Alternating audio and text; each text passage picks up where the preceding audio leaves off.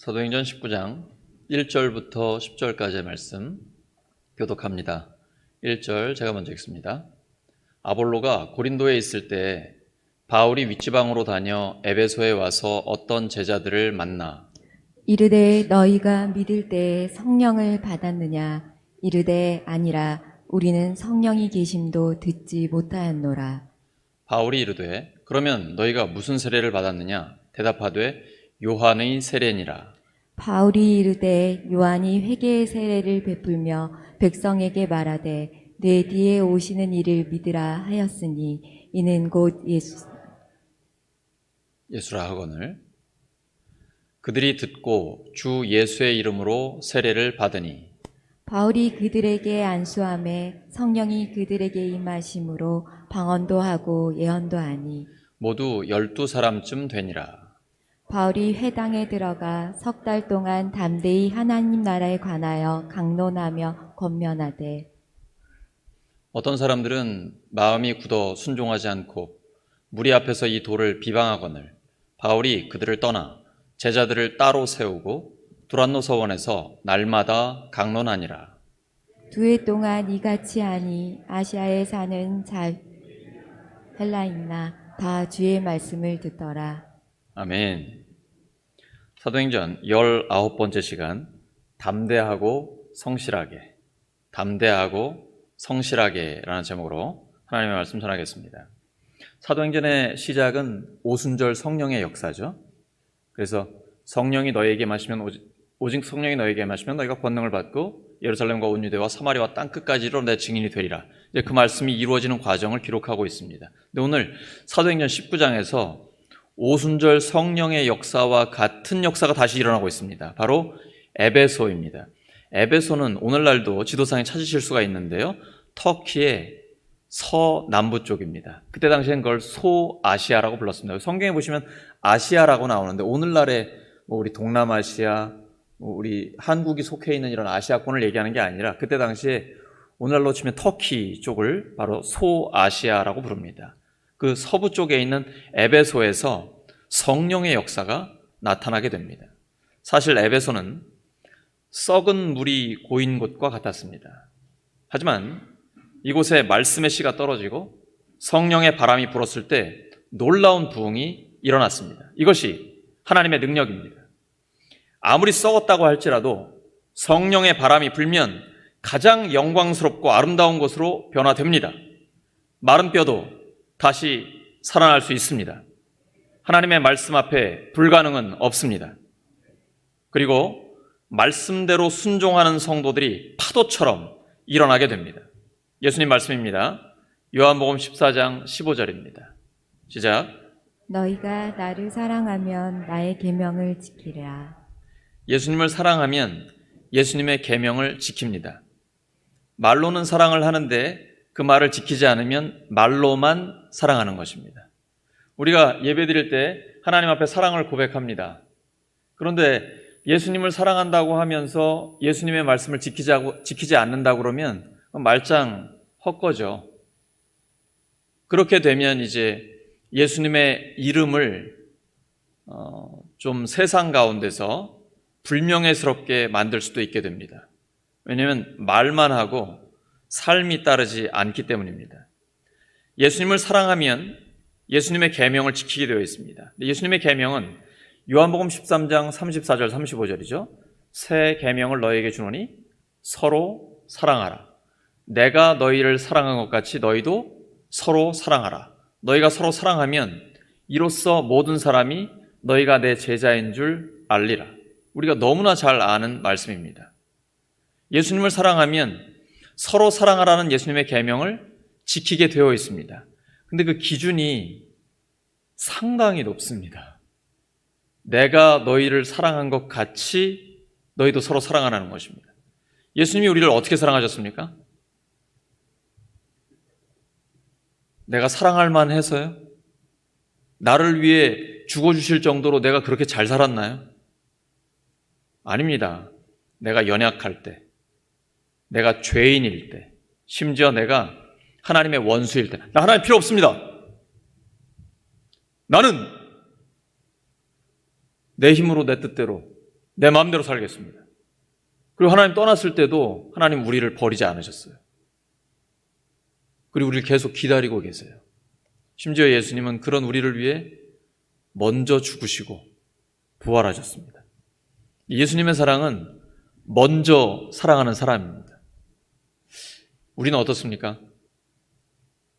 나한테 좀 잘못한 사람, 용서가 안 돼요. 솔직히 보고 싶지도 않고. 또 연약한 사람, 그 사람은 좀 내가 불편해요. 왜냐하면 내가 늘 도와줘야 되니까. 나한테 죄 짓는 사람, 꼴도 보기 싫죠.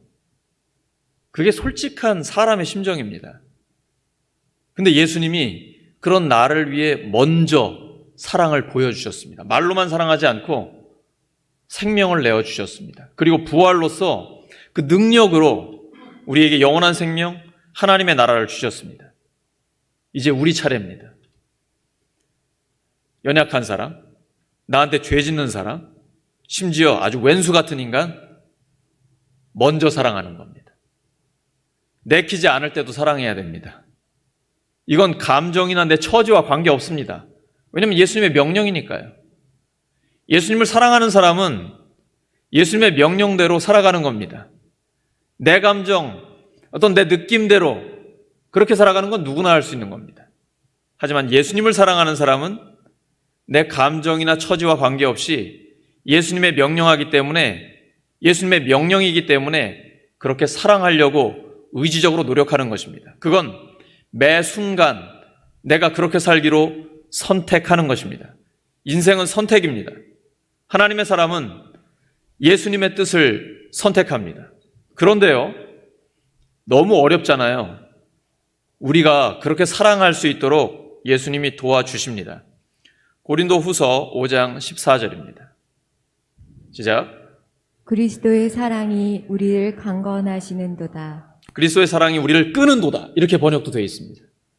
내가 하는 게 아니고 예수님의 사랑이 우리를 강권하시고 우리를 끌어가시는 거예요. 그렇게 사랑할 수 있도록. 우리가 그런 삶을 살 수 있도록 우리 안에 누군가 계십니다. 누굴까요? 그럼요. 요한복음 14장 16절입니다. 시작. 내가 아버지께 구하겠으니 그가 또 다른 보살을 너희에게 주사 영원토록 너희와 함께 있게 하시리니. 영원토록 너희와 함께 있게 한다. 성령님은요, 내가 기쁠 때는 함께 계시고 열받을 때는 안 계시고 들어오셨다가 나가셨다가 이런 분인가요? 아니에요. 예수님 분명히 약속하셨습니다. 보혜사 성령님이 오시면 영원히 너희들과 함께 계신다라고 말씀하셨습니다. 여기 보혜사는 헬라어로 파라클레토스입니다. 그러니까 우리와 함께 하시면서 우리를 격려하시고 도와주시는 분이에요. 그래서 위로자라고도 하고 또는 보호자라고도 하고요. 격려하시는 분, 그분이 바로 성령님입니다. 우리 안에 계세요. 근데 문제는 내가 예수님의 뜻대로 살지 않는 게 문제예요. 그러면 성령님이 근심하십니다. 그러면 성령의 사람은 그 성령의 근심을 느끼게 됩니다. 그래서 어느덧 갑자기 기쁨이 사라져요. 조금 전까지 죄 짓느라고 굉장히 재밌었거든요. 짜릿했었거든요. 그리고 시간 가는 줄 모르고 죄 짓고 있었거든요. 근데 그러고 나면 허무해져요. 그리고 성령의 기쁨이 사라져요. 그런 경험 해보시죠. 못하시면 조금 의심스러운 거예요. 네. 그게 이제 성령의 사람이에요. 우리 안에 성령님이 계시기 때문에. 근데 이 성령님은 영원히 우리와 함께 하시면서 우리에게 그런 성령의 사람으로 살 수 있도록 도와주십니다. 하나님께 순종하는 그리스도인들은 성령 충만을 경험합니다. 성령의 능력은 우리를 순종하는 사람들로 변화시킵니다. 예수님을 모른다고 3번 부인했던 베드로, 성령 충만을 받고 변화됐죠. 우리 베드로가 달라졌습니다. 목숨 걸고 복음을 전하는 전도자가 됐습니다. 성령이 임하시면 변화되지 못할 사람은 아무도 없습니다. 그래서 저는 아무 걱정도 안 해요. 성령의 능력이 임하면 사람은 누구나 변화되게 돼 있습니다. 저 같은 인간도 변화됐잖아요. 우리가 변화됐잖아요. 변화되지 못할 사람은 아무도 없습니다. 그런데 하나님이 먼저 우리를 사랑하셨습니다. 그 사랑을 받은 우리가 순종을 통해서 하나님을 사랑합니다. 그러면 하나님은 구체적인 방법으로 나의 필요를 채워주십니다. 이건 물질일 수도 있고 건강을 회복시켜 주실 수도 있고 때로는 해결되지 않는 그 문제의 실마리를 풀어주세요. 기도하는데 갑자기 아이디어를 딱 더 생각지도 못했는데 갑자기 하나님이 응답하세요. 그러니까 하나님은 우리의 구체적인 필요를 채워주십니다. 그래서 우리가 하나님과의 사이에 서로 주고받는 진정한 사랑의 관계를 경험하게 됩니다. 순종하는 그리스도인에게 예수님 말씀하셨습니다. 요한복음 14장 21절입니다. 시작. 나의 계명을 지키는 자라야 나를 사랑하는 자니 나를 사랑하는 자는 내 아버지께 사랑을 받을 것이요 나도 그를 사랑하여 그에게 나를 나타내리라. 예. 예수님을 사랑하는 사람은 예수님의 말씀에 순종하죠. 그러면 예수님은 또 그 사람을 사랑해서 예수님을 나타내 주세요. 그 말은 지금까지 우리가 알고 있는 예수님이 다가 아니라는 거야. 지금은 빙산의 일각도 안 돼요. 앞으로 점점 더 예수님을 우리에게 나타내 주실 것입니다. 그 주님을 경험하시기 바랍니다. 우리 모두 그 예수님을 더 깊이 경험하길 원합니다. 그러려면 예수님의 사랑을 받은 우리가 예수님의 말씀대로 순종하면 됩니다. 그러면 순종하는 우리를 보시면서 예수님이 너무 사랑스러워서 예수님을 나타내 주십니다. 가정과 일터와 우리의 각자의 삶의 자리에서 구체적으로 하나님의 살아계심을 보여주시는 것입니다. 하나님의 뜻대로 순종하는 삶이 성령 충만한 삶입니다. 성령 충만은 성령의 다스리심을 받고 사는 것입니다. 내 고집대로 살지 않고 성령의 뜻대로 사는 것입니다. 나를 통해 하나님의 뜻이 이루어지는 것입니다. 내 뜻을 버릴 때 성령께서 우리를 채우시고 다스리십니다. 먼저 버려야 됩니다. 여러분 고릴라 사냥하는 방법 아시죠? 바나나를 이렇게 통에다 딱 집어넣어요. 손만 싹 들어갈 수 있도록. 그럼 손을 이렇게 집어넣으면 바나나를 집었잖아요. 그러면 이제 못 나오죠? 어떻게 해야 나올 수 있습니까? 이걸 놔야 되거든요. 내 뜻을 놔야 성령님이 나를 충만하게 채우시고 하나님의 뜻대로 인도함을 받게 됩니다. 내 생각, 내 욕심, 내 마음, 내 뜻을 잡고 있으면 하나님 경험하지 못합니다. 반드시 그거를 놓아버리셔야 됩니다. 과감하게 놓으시면 하나님을 경험하며 살 수가 있습니다. 매 순간 내가 의식적으로 선택하고 결단하는 것입니다. 신앙생활은 결단입니다. 선택입니다. 하나님을 선택하면 하나님이 확 우리에게 다가오십니다. 성령 충만은 분명한 하나님의 뜻입니다. 에베소 5장 18절이죠. 술 취하지 말라 이는 방탕한 것이니 오직 성령으로 충만함을 받으라. 이건 명령이에요. 그러면 그 뜻대로 구하면 하나님이 응답해 주십니다. 우리가 성령 충만을 받고자 하는 열망이 있고 그 뜻대로 하나님 앞에 기도하면 우리에게 성령의 충만함을 주십니다. 성령 충만을 우리 한국교회 성도들이 많이 오해를 하는데요. 이건 감정적인 게 아닙니다. 막 들떠 있거나 얼굴이 시뻘개져가지고 막 이런 것만 성령 충만이 아니에요. 성령 충만은 성령의 은사로 능력이 나타나고 성령의 열매로 우리의 인격이 변화되는 겁니다. 성령의 은사는 다양하죠. 지혜의 말씀, 지식의 말씀, 병고침, 능력 행함, 큰 믿음, 다양한 사랑과 순종, 섬김, 은사는 너무 많아요. 또 하나 성령의 열매는 사랑, 기쁨, 평화, 오래 참음, 자비와 선함, 신실하고 온유하고 절제하고 예수님의 성품을 닮아가는 거예요. 우리는 예수님이 될 수는 없지만 예수님처럼 될 수는 있잖아요. 이게 성령 충만한 사람의 실제적인 변화요, 능력이거든요. 이 예수님의 뜻대로 구하면 반드시 응답됩니다. 요한일서 5장 14절 15절입니다. 시작. 그를 향하여 우리가 가진 바 담대함이 이것이니 그의 뜻대로 무엇을 구하면 들으심이라. 우리가 무엇이든지 구하는 바를 들으시는 줄 안즉 우리가 그에게 구한 그것을 얻은 줄을 또한 아느니라. 담대하게 우리는 확신을 가져요. 그의 뜻대로 구하면 들어주세요. 내 뜻대로 구하면 들어주지 않으세요. 그래서 기도 응답이 안 되는 거예요. 근데 그게 안 되는 게 되는 거예요. 기도 응답은 반드시 됩니다. Yes, no, wait, best. 하나님의 뜻에 맞으면 응답해 주세요. 경험해 보셨죠? 어떨 때는요, 무섭게 빨리 와요. 그냥 즉각적으로 됩니다. 근데 no, 안 된다고 하실 때 있어요. 하나님의 뜻이 아니면 안 됩니다. 하나님 살아계시고 우리를 너무나 사랑하시는데 하나님의 뜻이 아니고 우리에게 유익하지 않은데 그걸 들어주시겠습니까? 들어주시는 게 이상한 거죠. 그래서 안 되는 게 기도 응답이에요. 그리고 어떤 때는 wait, 기다리라고 하십니다. 왜 그럴까요? 기다려야 내 능력이 아니라 하나님의 능력이라는 걸 확신하게 됩니다. 저는 좀 놀랄 때가 있어요. 분명히 기도해서 응답받았거든요. 그래서 그 성도님을 만나면 하나님이 도와주셨다고 얘기를 안 해요. 그냥 좋은 약을 써서 아니면 때가 되니까 아무렇지도 않게 하나님은 얘기하지 않고 그냥 여러 가지 세상적 방법으로 응답받았다라고 말씀을 하시는 거예요. 기도를 부탁할 때는 언제시고. 자, 우리가 다 마찬가지예요. 근데 여러분, 하나님은 우리의 기도에 반드시 응답하십니다. 하나님의 뜻에 맞으면 yes, 하나님의 뜻에 맞지 않으면 no. 그리고 하나님의 능력을 확신하려면 이건 내 능력이 아니다. 다른 어떤 방법도 아니고 하나님의 놀라운 능력이다. 이걸 확신시키시려면 wait, 기다리게 하십니다. 근데 분명한 게 있어요. best, 가장 좋은 것으로 주십니다. 우리가 부족하지만 우리의 자녀들에게 가장 좋은 걸 주기를 원하잖아요.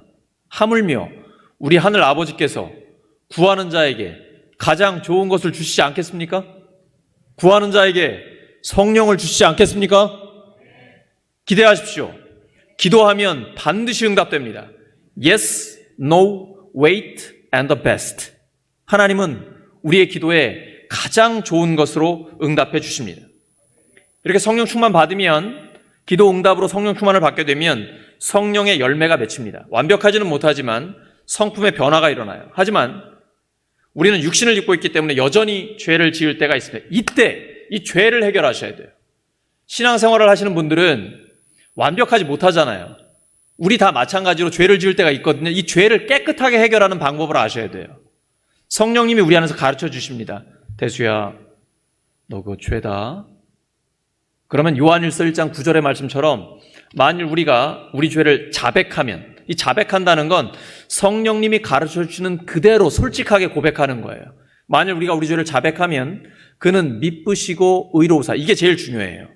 미쁘다는 건 faithful, 신실하다. 신용이 100%라는 얘기예요. 하나님은 신용이 100%고 완전히 의로우신 분이에요. 그는 미쁘시고 의로우사 우리 죄를 사하시며 용서해 주십니다. 모든 불의에서 우리를 깨끗하게 하십니다. 이런 확신을 갖고 있어야 돼요. 그래서 죄의식 없이, 죄책감 없이 하나님께 용서받았다. 하나님은 나를 깨끗하게 하시고 나를 의롭다고 인정해 주셨다라는 확신을 가지고 다시 담대하게 살아가는 겁니다. 이것이 바로 신앙생활이에요.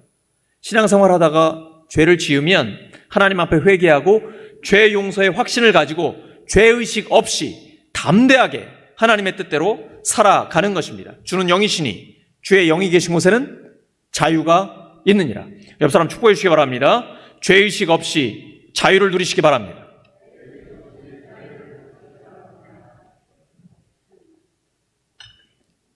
죄의식 없이 자유를 누리는 사람은요, 표정이 달라요.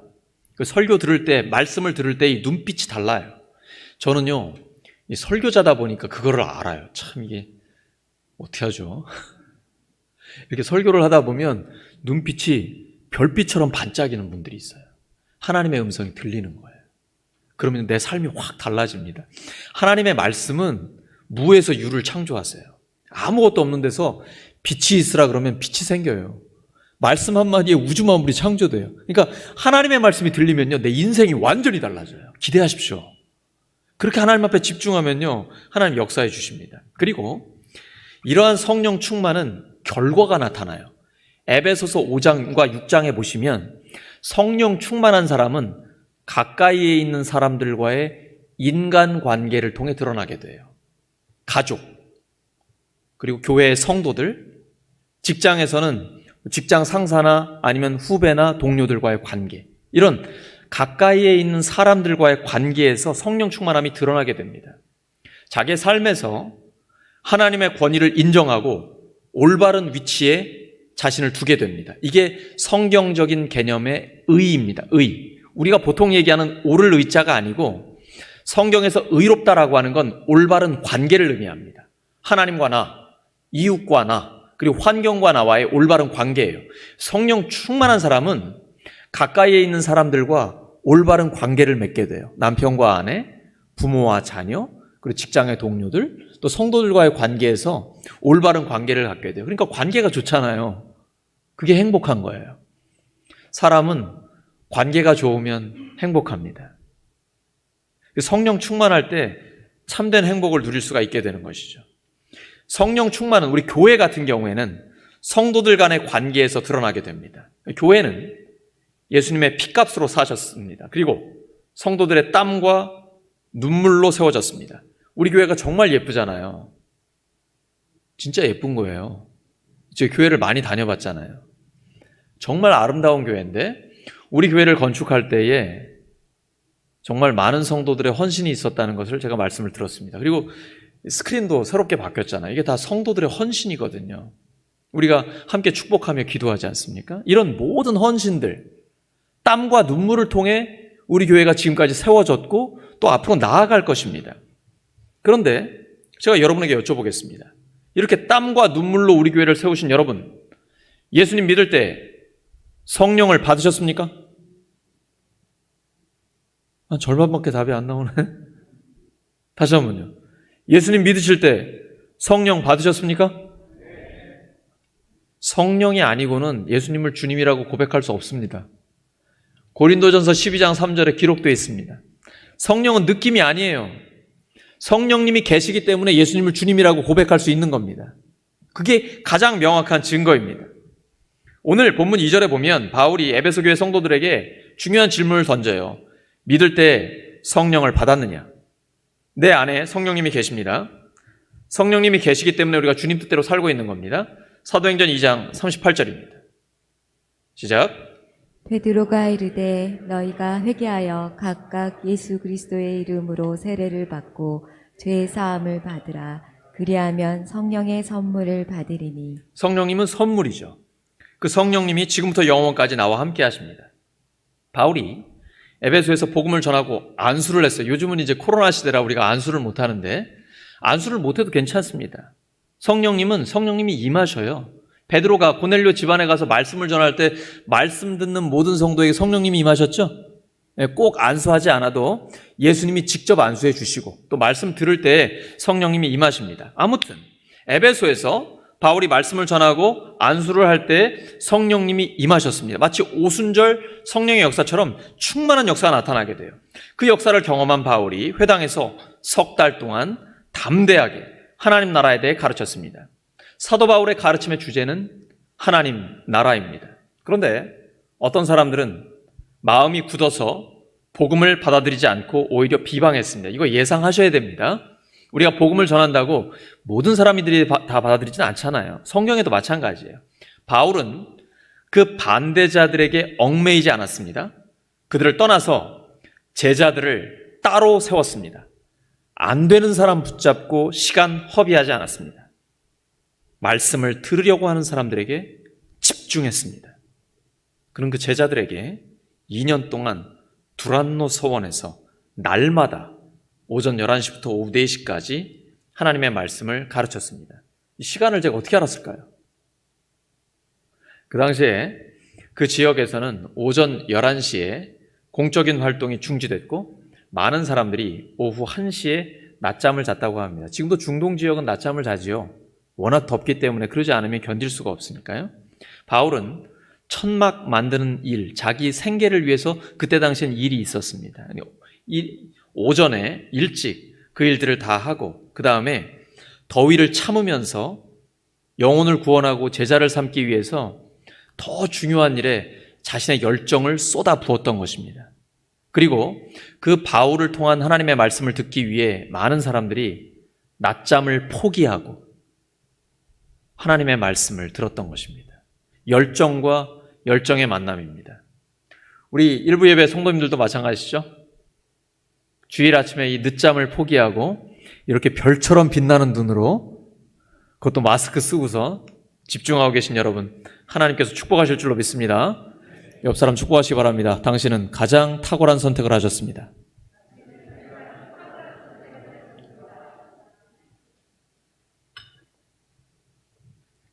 그랬더니 그 제자들뿐 아니라 소아시아 지역에 있는 많은 사람들, 그리고 성경에 기록된 대로 모든 사람들이 다 하나님의 말씀을 듣게 됩니다. 바울은 무섭도록 성실하게 말씀을 가르쳤습니다.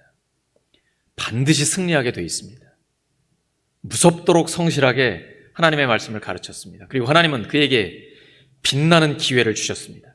그를 통해 권능을 행하셨습니다. 하나님께서 말씀을 통한 놀라운 부흥을 일으켜 주셨습니다. 부흥의 중심에는 반드시 하나님의 말씀이 있어야 합니다. 그래야 시간이 흘러도 변질되지 않고 본질에 충실한 교회가 될 수 있습니다. 우리가 할 일은 이것입니다. 하나님의 말씀에 대한 확신을 갖고 담대하고 성실하게 살아가는 것입니다.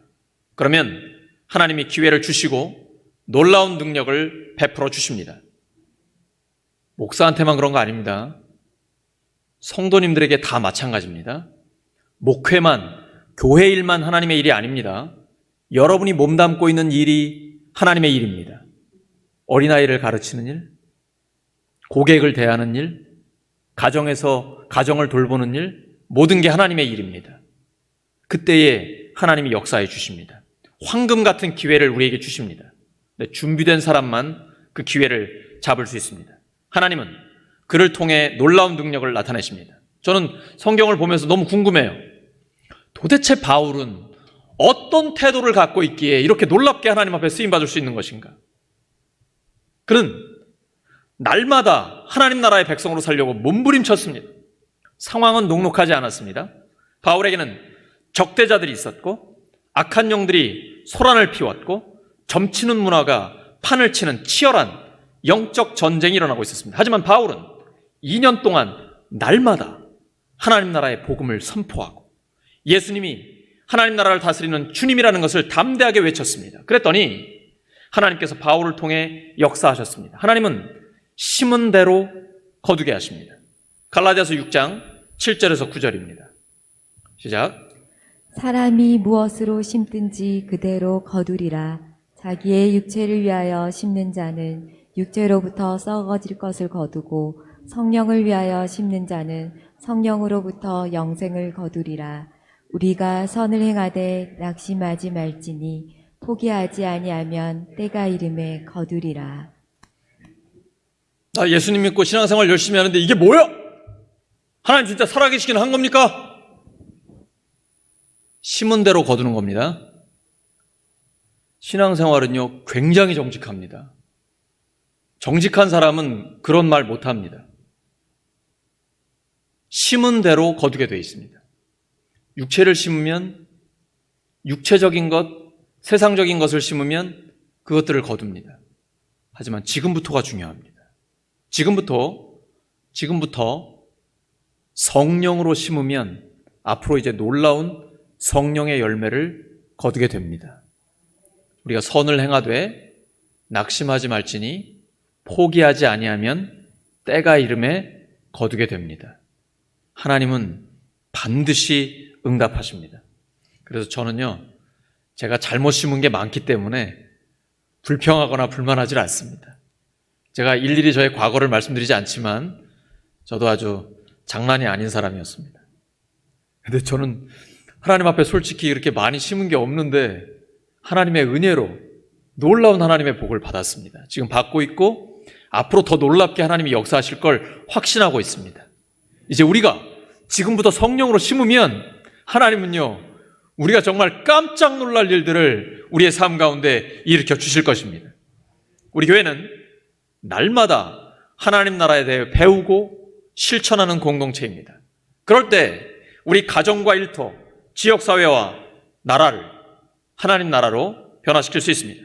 하나님께서 교회를 통해서 역사하시기 때문입니다. 하루하루 성실하게 순종하는 날을 쌓고 쌓아서 하나님의 때에 갑자기 폭발하는 성령의 권능을 경험하시기를 예수 그리스도의 이름으로 축원합니다. 그렇게 살아가는 성도들에게 하나님께서 성령의 능력으로 하나님 나라를 맛보게 하십니다. 하나님이 바울의 손으로 놀라운 능력을 행하셨습니다. 하나님의 말씀이 선포될 때 하나님이 표적으로 증명해 주십니다. 하나님이 살아계시기 때문에 증명해 주시겠죠. 신앙생활은 실험입니다. 말씀대로 순종하면 그 말씀대로 역사하신다는 것을 경험하는 겁니다. 믿고 기다리면 하나님이 증명해 주십니다. 여러분, 우리 몸이 기계와 같죠? 내가 좋은 음식을 먹고 충분히 잠을 자고 운동을 잘해서 혈액순환을 시키고 하면 몸이 건강합니다. 자기 관리를 잘했기 때문이에요. 기계와 같아요. 아주 정직해요, 몸은. 신앙생활도 마찬가지입니다. 우리가 하나님을 사랑하기 때문에 하나님의 말씀대로 순종하고 그 뜻대로 기다리면, 기도하면서 기다리면요, 하나님 증명해 주세요.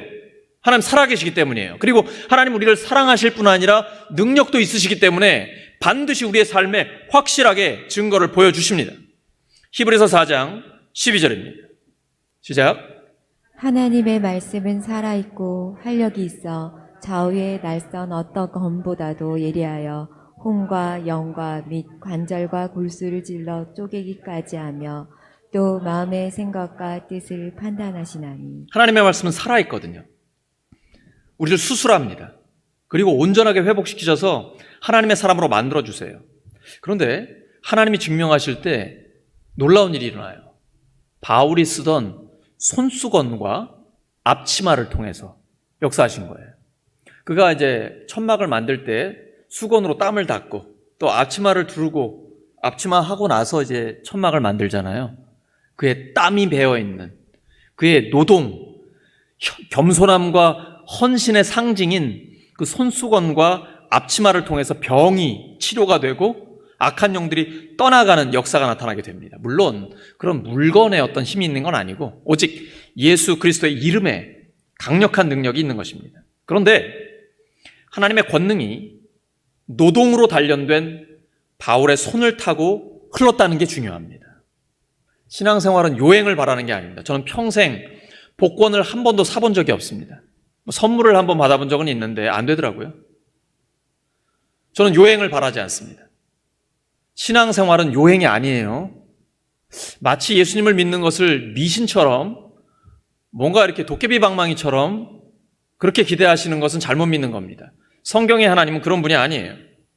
바울의 손수건과 앞치마는 그의 겸손과 성실을 상징하는 것입니다. 하나님의 역사는 일상 속에서의 땀과 노동, 겸손한 헌신을 통해서 나타납니다.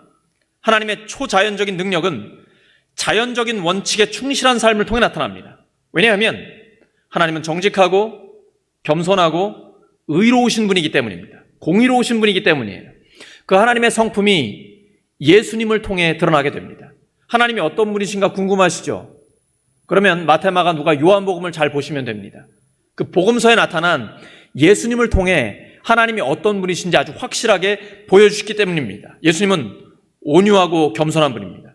밤새도록 기도하시고 새벽 미명에 기도하시고 배고픈 줄도 모르고 사람들을 치료하고 가르치고 하나님 나라의 복음을 선포하고 그것이 바로 예수님의 삶이었습니다. 그런데 이때 바울을 통해서 하나님께서 귀신을 쫓아내고 병을 고치는 걸 보면서 흉내내는 사람들이 있었습니다. 바울이 얘기하는 그 예수의 이름으로 명하니까 나갈래? 될까요? 그럼 귀신이 있습니까? 없습니까? 귀신 없다고 하면 어리석은 거예요. 그런 사람 제일 우습게 봐요. 성경이 있으면 있는 거예요. 지금 막 우리가 우주여행 민간인들도 갈 텐데 귀신이 어디 있어요? 그렇게 생각하면 어리석은 거예요. 성경에 마귀가 있다 그러면 있는 거예요. 단 마귀를 대적하라. 그러면 너희를 피하리라. 예수 그리스도의 이름으로 명할 때 악한 영들이 떠나가게 됩니다. 그리고 여러분 해보세요. 그러면 내 삶에 그리고 가정에 우리의 삶의 자리에서 악한 영들이 떠나가고 어두운 것들이 없어진다니까요. 하나님의 빛으로 충만해져요. 진짜로 사람들이 변화됩니다. 예수 그리스도의 이름에 능력이 있기 때문이에요.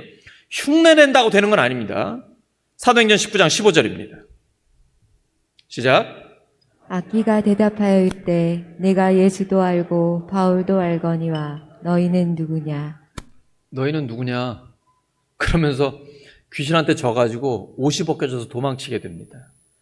예수님의 이름은 주문이 아니에요.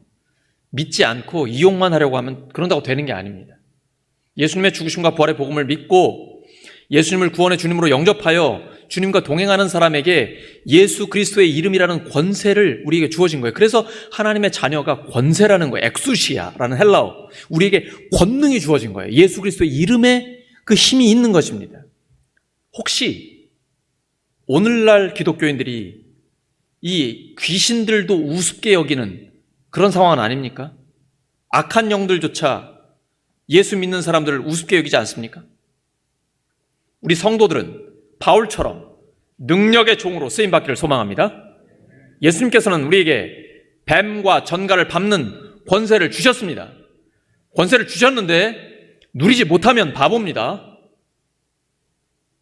우리에게 뱀과 전갈을 밟는 예수 그리스도의 이름을 주셨습니다. 따라하시오. 예수 그리스도의 이름으로 떠나가라.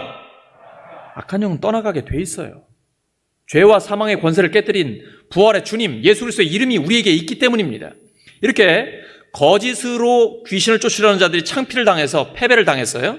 에베소 시민들이 이 소식을 듣고 주 예수 그리스도의 이름을 높이게 됩니다. 그리스도인들은 이것을 두 눈으로 똑똑히 보았습니다. 새롭게 회개한 그리스도인들은 스스로 모든 미신적 행위들을 끊게 됐습니다. 회개하고 그리고 마술을 하는 사람들이 그 책을 다 태워버렸는데 대충 따져봐도 한 50억 원어치가 됩니다. 이 마술이라는 것은 미래에 좀 불안하니까 점쳐주는 그런 불안한 미래에 대해서 대처 요령을 알려주는 이런 거거든요. 그러니까 미신적인 행위예요. 하지만 복음은 생사화복을 주관하시는 하나님을 선포합니다. 땀과 수고의 세계가 요행과 미신의 세계를 압도해버린 것입니다. 사도행전 19장 20절입니다. 시작. 주의 말씀이 힘이 있어 흥왕하여 세력을 얻으니라. 아멘. 에베소에서는 예수님을 믿고 성령 받아 개인적인 변화가 일어나고 제자들의 공동체가 확장되다가 마침내 사회 전체가 변화되는 거룩한 부흥운동이 일어났습니다. 우리 교회 사역도 그렇게 되기 바랍니다.